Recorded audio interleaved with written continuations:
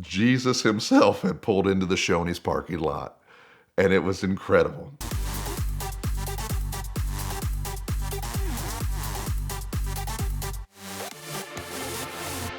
VINwiki is all about car culture and the people in which you meet.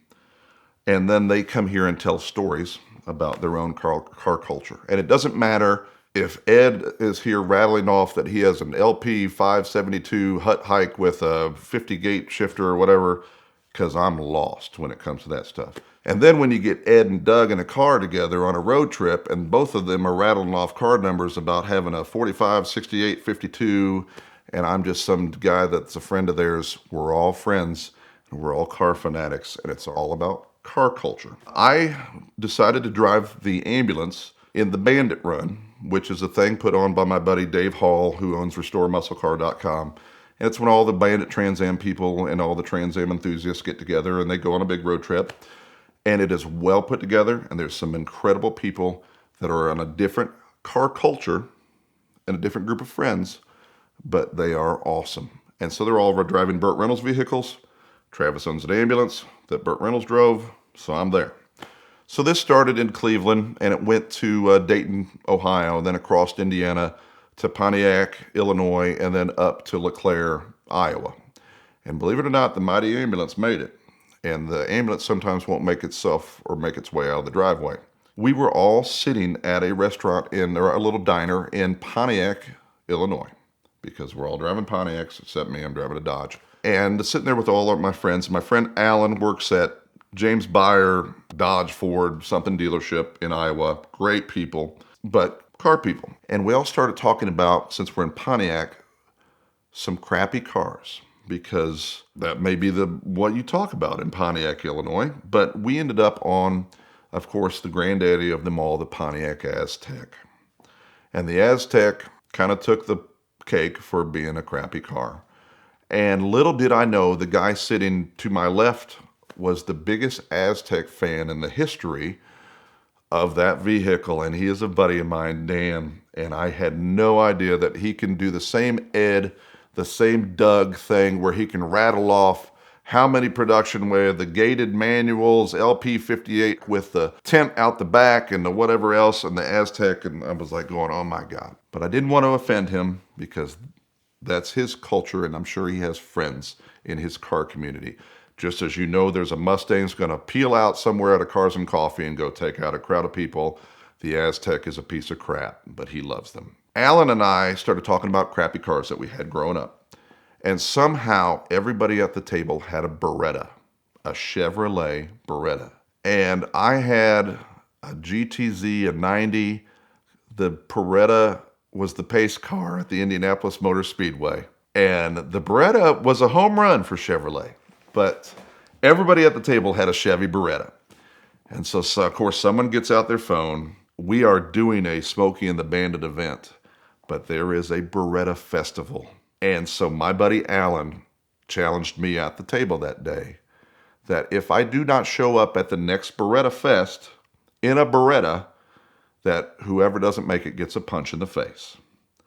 And that's a solid bet. Alan's not a big guy, but nobody wants a punch in the face. We go on and end up in LeClaire, and all the way there we talk about Berettas and didn't know there was a car culture of Berettas. Now, there's all kinds of things that bring even us together and bring all these people here to tell stories. But there'll be one person in your life that may have made you a car enthusiast.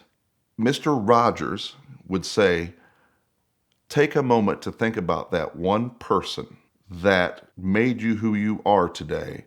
So I say, take a moment to think about the one person that influenced you to be a car person.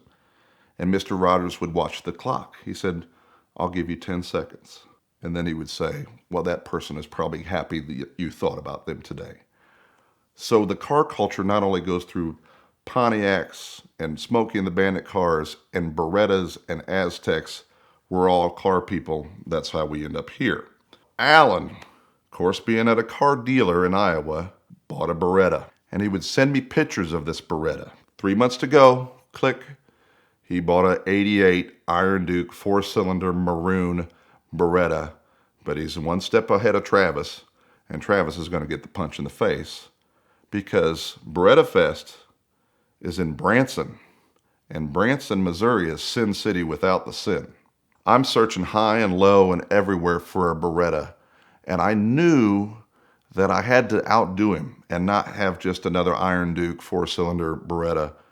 And I found a one owner, an estate sale style Beretta that was in northern Indiana, V6 2.8 manual. Look at me doing some ed stuff. Digital dashboard, no sunroof, the holy grail of Berettas, but they want $5,000 for this Beretta. And if you are going to pay $5,000 for a Beretta with 3 days to spare before Beretta Fest, you've got problems. But that's what I'm down to. And I have to get a Beretta or it's a solid punch in the face. So I drove up there with the truck and trailer, and it's raining like the second coming of Christ. That should have told me something. There it is. They open the garage, and this brother has this Beretta sitting there. White, no sunroof, digital dashboard, manual 5-speed. Parking brake doesn't work. Don't worry about that. Starts it up. That yuck 2.8 sound, just the worst. And they are proud of their one owner, been in the family Beretta. We can't go for a test drive because it's raining. It's sitting there running.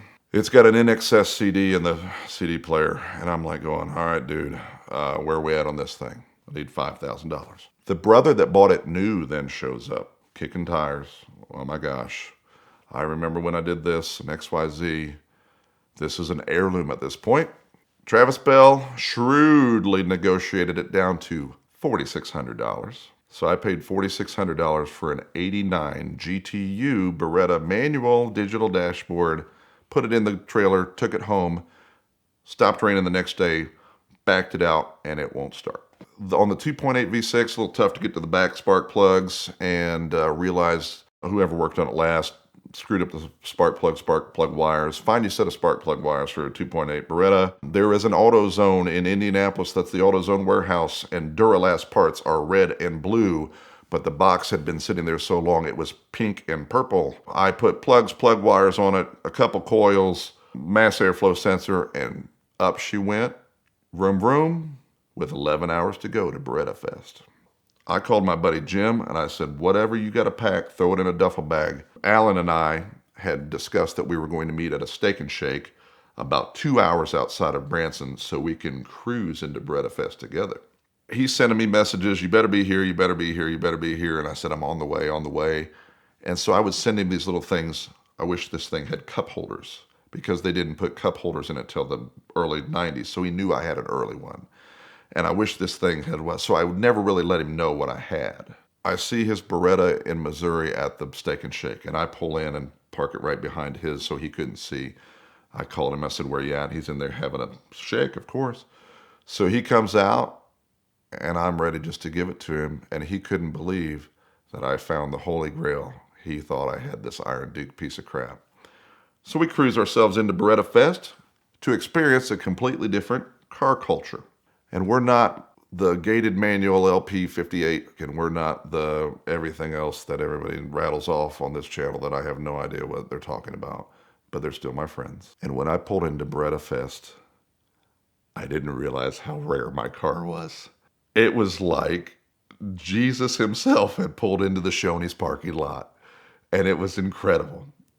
For those of you that have never been to Branson, Missouri, the Osmonds have a theater there, but it's not Donnie and Marie. It's like the backup Osmonds, like that nobody knows. These people were incredibly awesome, but they just could not believe that I had found this thing. And my buddy Alan was like, oh my God, dude, you are like the hero of this event. The next day was the big day, the car show and all this stuff, because they had gone to the drags that evening. I passed on the drags on mine, and they were probably running 18-second quarters or whatever. I have no idea. We get to the show, and they have left me a spot up front in my Beretta because it's apparently rare. I didn't know it had some extra headlight thing that they had never seen before that was only available for months or something. Came time for trophies, and I'm sitting there. And they all knew kind of my story that I had bought it 72 hours before Beretta Fest. And there was a trophy for Beretta Fest or bust. I've never won a trophy at any car show. in owning the Ute, the General Lee, everything. My first trophy, and I still have it on my desk at home, is my Beretta Fest trophy.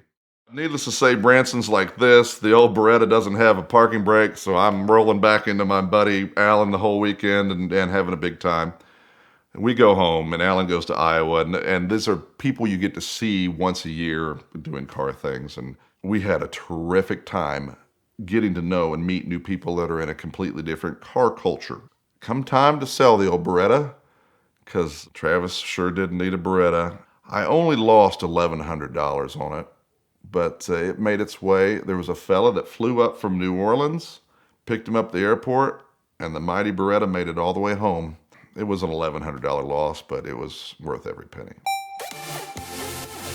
We'd like to thank the Ticket Clinic for sponsoring this month of VINwiki Car Stories. If you get a ticket, no matter where it happens, it can have disastrous effects on your insurance premiums, points on your license, and possible suspension. So it's very important to find a lawyer that's local to wherever you got the ticket. The Ticket Clinic is a national law firm with headquarters in Florida and Texas, but affiliates everywhere, and they can help you fight a ticket and achieve the best possible outcome. They kept me out of jail in Arkansas last year, they've helped tons of my friends, and they can help you too. So visit their link in the description below for a discount.